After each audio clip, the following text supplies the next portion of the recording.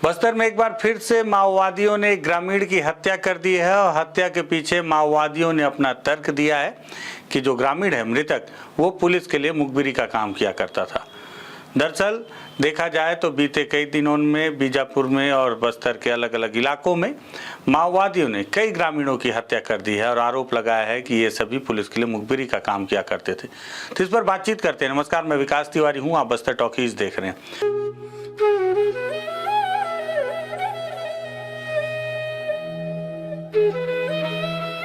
दरअसल हुआ ये कि बीजापुर जिले के बासागुड़ा थाना क्षेत्र के पुतकेल गांव में बीती रात दिनेश पुजारी नामक एक युवक हैं, उनके घर पर माओवादी देर रात घुसे और उन्हें घर से बाहर निकाला और निकालकर उन्हें पहले जंगलों की ओर लेकर चले गए। जंगल की ओर जब लेकर गए तो कुछ ही देर के बाद उन्होंने ग्रामीण दिनेश पुजारी की निर्ममता से हत्या कर दी धारदार हथियार से और मारकर पामेड़ एरिया कमेटी ने वहाँ अपने नाम से एक पर्चा फेंका।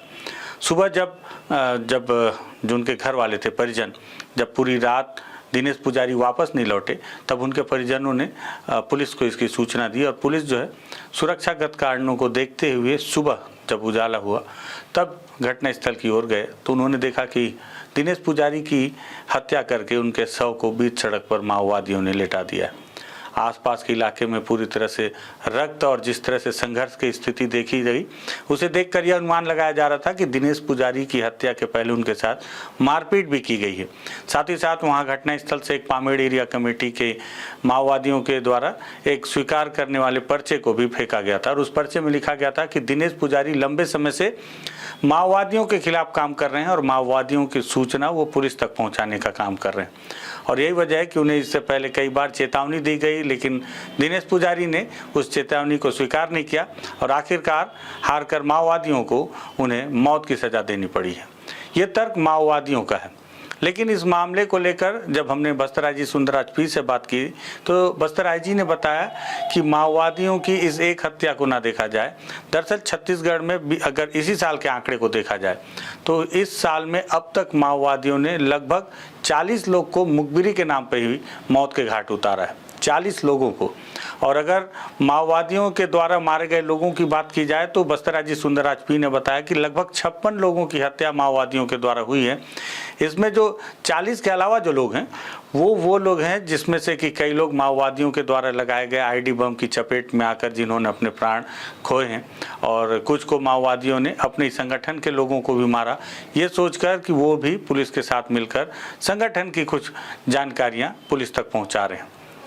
पुलिस से जब हमने इसके पीछे कारण जानना चाहा तो पुलिस ने बताया, बस्तर आईजी सुंदरराज पी भी इस बात को स्वीकार करते हैं कि दरअसल होता यह है कि माओवादी जब अपने आप को बैकफुट पर देखते हैं, जब लगता है कि अब वो कमज़ोर हो रहे हैं, जब उन्हें लगता है कि लगातार कैसे फोर्स उनके ऊपर अटैक कर रही है या उनके उस इलाके में फोर्स घुस कर उनके ऊपर अटैक कर रही है जिस इलाके को वो अपना सुरक्षित पनाहगार मानते थे, तो वैसे में माओवादी जो है वो अपनी दहशत को फिर से कायम रखने के लिए ग्रामीणों की हत्या करते हैं और उन पर मुखबिरी का आरोप लगाते हैं। हालांकि पुलिस के अपने इस पे तर्क हैं और माओवादियों के तर्क इस पर अभी तक हमारे सामने नहीं आए, क्योंकि माओवादी तो सीधे पर्चा जारी कर देते हैं और आरोप लगा देते हैं कि ये मुखबिरी करता था पुलिस का फलाना जो मृतक है और इसी वजह से उसे इसके पहले चेतावनी दी गई थी, लेकिन वो नहीं माना तो जिस वजह से उसे मौत की सजा दी जा रही है।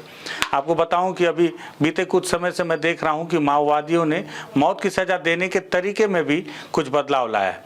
इसके पहले मौत की सजा के तौर पर माओवादी जो है बहुत पहले मैंने देखा भी है, सुना भी है कि जब भी किसी को वो मौत की सज़ा देते थे तो माओवादी उसे जन अदालत में बुलाकर उसे मोटी लाठियों से उन्हें तब तक पीटा जाता था जब तक कि जो मृतक है, जो ग्रामीण है, उसकी मौत ना हो जाए। इससे एक बात तो तय था कि जिस व्यक्ति की मौत होती थी वो तो खैर दुनिया से चला जाता था, लेकिन वहाँ पर उपस्थित जन अदालत में जो 100-200 ग्रामीण होते थे उनके दिमाग में ये बात घर कर जाती थी कि कुछ भी करना है पर माओवादियों का विरोध नहीं करना है।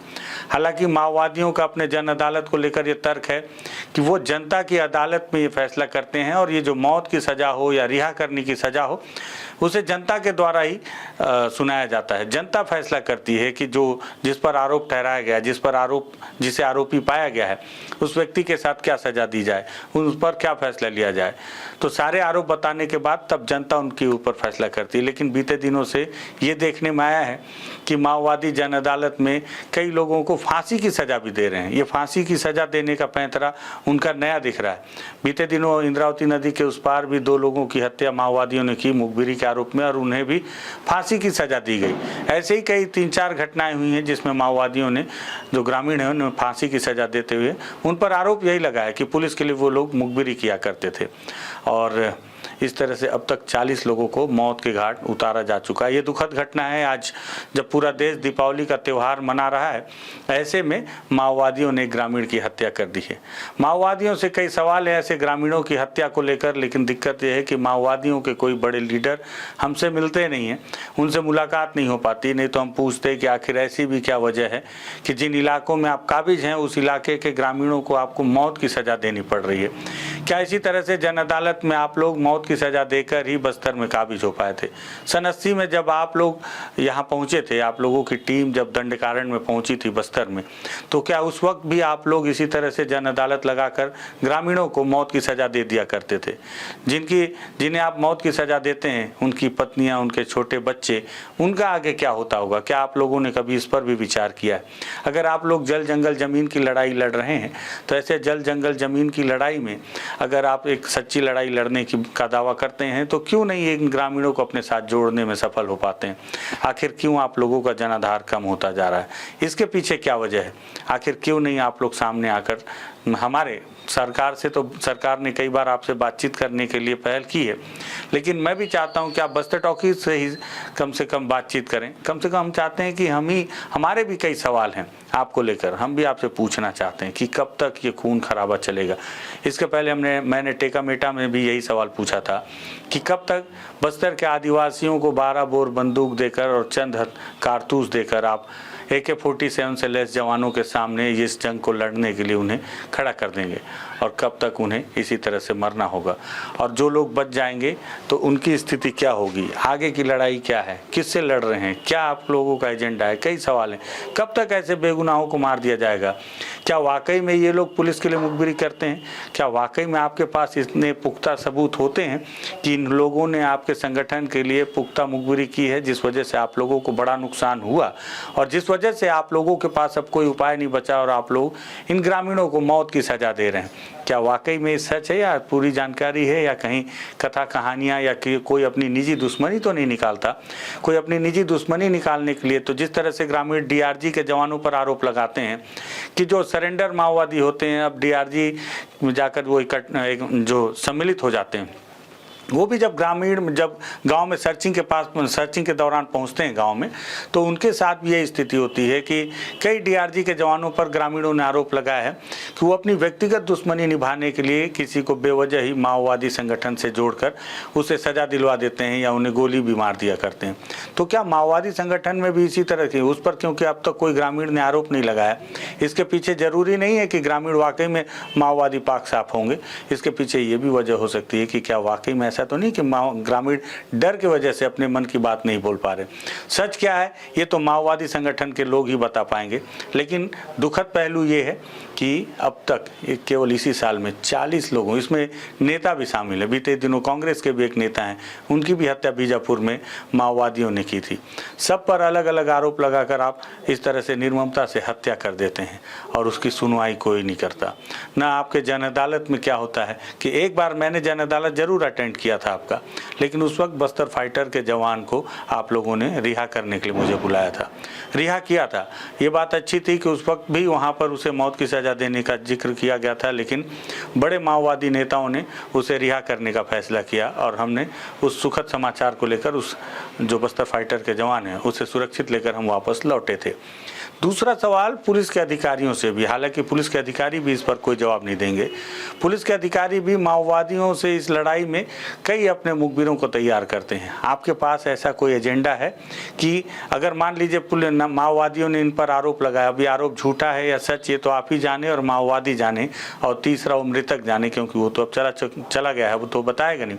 लेकिन आप भी बताइए कि आप जो मुखबिर तैयार करते हैं उनकी सुरक्षा के लिए आपके पास क्या इंतजाम है? क्योंकि जब भी ऐसे मुखबिर मारे जाते हैं तो पुलिस का कहना होता है कि वो हमारे मुखबिर नहीं। कैसे पता चलेगा कि वो आपका मुखबिर कौन है? क्योंकि आप मुखबिरों की सूची जारी कर नहीं सकते सुरक्षागत कारणों से। मर जाने के बाद आप स्वीकार नहीं करते कि आज तक आपके हिसाब से आपने कभी नहीं बताया कि हाँ, ये जो मारा गया है वाकई में हमारा मुखबिर था। तो ये अनरिकॉर्डेड जो मुखबिर होते हैं, जिन्हें आप ग्रामीण कहते हैं, पुलिस नक्सली मुखबिर कहते हैं, इनके ज़िंदगी का हिसाब कौन देगा? मारे गए 40 लोगों का हिसाब कौन देगा? क्या माओवादी देंगे या पुलिस के अधिकारी देंगे? दोनों ने ही अपना पल्ला झाड़ लिया। माओवादियों ने आरोप लगा देना है और पुलिस का कहना है कि माओवादी तो होते ही ऐसे हैं जो निर्दोष ग्रामीणों की हत्या करते हैं। दोनों से सवाल है, और सवाल और जवाब के फेर में लेकिन जो लोग मारे गए अब वो लौट कर नहीं आएंगे। लेकिन उम्मीद है कि आगे किसी भी ग्रामीण की मुखबिरी के शक में हत्या ना हो। मैं माओवादियों से भी अपील करना चाहूँगा कि अगर आप मुखबिरी के आरोप लगाकर इस तरह से ग्रामीणों को मारेंगे तो आप खुद समझिए कि आप अपना जनाधार क्यों कम करते जा रहे हैं, क्यों खोते जा रहे हैं, क्यों उन इलाकों में फोर्स पहुंचती है जिन इलाकों में आपकी कभी दखल हुआ करती थी, क्यों अब वहां तक आती है फोर्स तो आप तक सूचना नहीं पहुंच पाती? इसके पीछे कारण कहीं यही तो नहीं कि ग्रामीण भी अब आपसे उकता गए हैं? अगर वाकई में ग्रामीण आपसे उकता गए हैं और वाकई में अगर ग्रामीण अब आपके साथ नहीं रहना चाहते और यही वजह है कि वो आप तक सूचना नहीं दे रहे, तो क्यों ना उनके साथ मिलकर आप सरकार से बातचीत करें? मेरे मन की बात थी, मुझे लगा कि ये भी यहाँ रख देनी चाहिए। लेकिन दुखद समाचार ये है कि आज एक बार फिर से ग्रामीण की हत्या माओवादियों ने की। मुखबिरी का आरोप लगाया, पामेड़ एरिया कमेटी ने इसकी जिम्मेदारी ली है और अब तक 40 लोगों की हत्या केवल इस साल में माओवादियों ने सिर्फ मुखबिरी के नाम पे कर दी है।